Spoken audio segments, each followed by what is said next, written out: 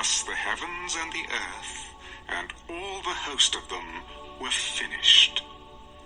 And on the seventh day, God ended his work which he had done, and he rested on the seventh day from all his work which he had done. Then God blessed the seventh day, and sanctified it, because in it he rested from all his work which God had created and made.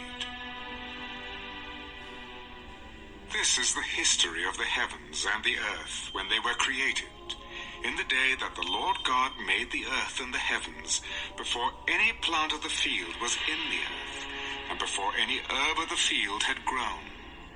For the Lord God had not caused it to rain on the earth, and there was no man to till the ground. But a mist went up from the earth and watered the whole face of the ground.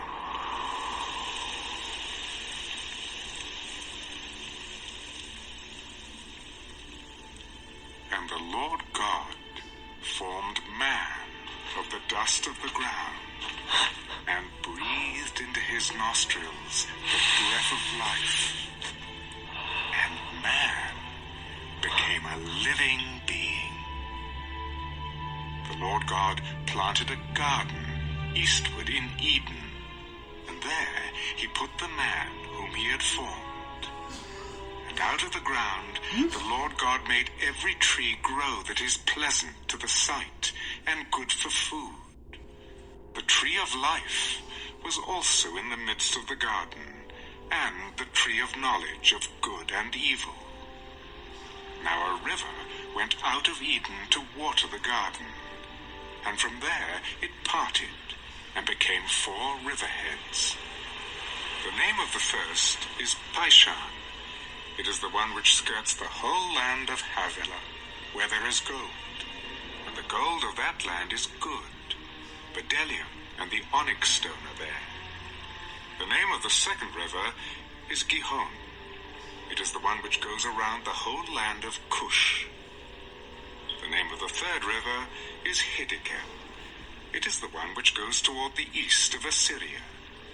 The fourth river is the Euphrates. Then the Lord God took the man and put him in the Garden of Eden to tend and keep it. And the Lord God commanded the man, "Of every tree of the garden you may freely eat, but of the tree of the knowledge of good and evil you shall not eat, for in the day that you eat of it, you shall surely die. It is not good that man should be alone. I will make him a helper, comparable to him." Out of the ground the Lord God formed every beast of the field and every bird of the air, and brought them to Adam to see what he would call them. And whatever Adam called each living creature, that was its name. So Adam gave names to all cattle, to the birds of the air, and to every beast of the field.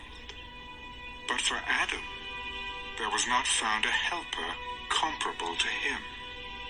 And the Lord God caused a deep sleep to fall on Adam, and he slept. And he took one of his ribs and closed up the flesh in its place. Then the rib which the Lord God had taken from the man, he made into a woman, and he brought her to the man. "This is now bone of my bones, and flesh of my flesh. She shall be called woman, because she was taken out of man. Therefore a man shall leave his father and mother, and be joined to his wife, and they shall become one flesh. And they were both naked, the man and his wife, and were not ashamed.